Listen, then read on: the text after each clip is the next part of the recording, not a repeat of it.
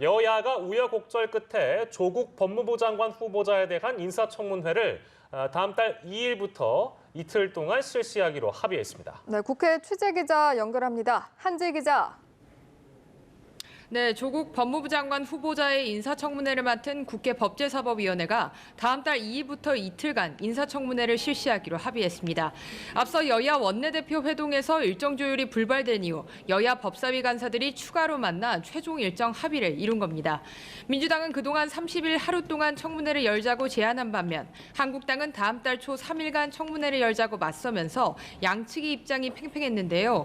이런 가운데 바른미래당에서 다음 달 초 이틀 청문회를 열자는 중재안을 제시했고 이 중재안을 민주당과 한국당이 받아들이면서 극적으로 합의가 이뤄진 겁니다. 민주당 소속 송기현 법사위 간사는 인사청문회법상 3일까지 청문회를 하는 것은 권한 밖이지만 저희 당이 청문회를 해야 한다고 말했다며 다만 야당에서 이틀간 같이 하지 않으면 못하겠다고 해 결국 이틀간 하기로 했다고 설명했습니다.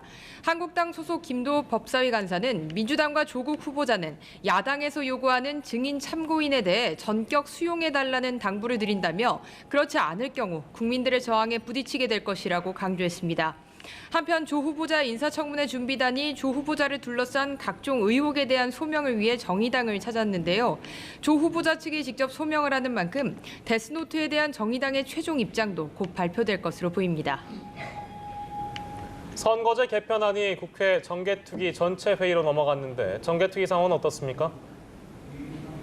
네, 국회 정개특위 제1소위원회가 패스트트랙 법안으로 지정된 선거제 개편안 등 법안 4개를 한국당 의원들의 반발 속에 처리했는데요.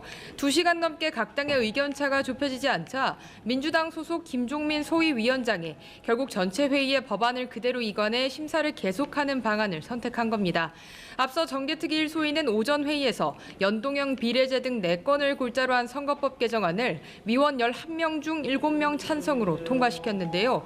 이 때문에 정개특위 전체 회의에서 표결을 할지 관심이 쏠렸는데 한국당이 밀실 합의에 따른 날치기 통과라며 오후 안건조정위원회 회부를 요청하면서 표결이 무산됐습니다. 여야 원내대표들도 선거법 표결 문제를 놓고 대립각을 세웠습니다. 민주당 이인영 원내대표는 정개특위 전체 회의에서 표결 여부에 대해 상황을 보면서 결정하겠다고 설명했고 한국당 나경원 원내대표는 표결 강행 시도는 제2의 패스트트랙 사건이라며 안건조정위원회를 구성해 법안 처리를 막겠다고 날을 세웠습니다. 지금까지 국회에서 연합뉴스TV 한지입니다.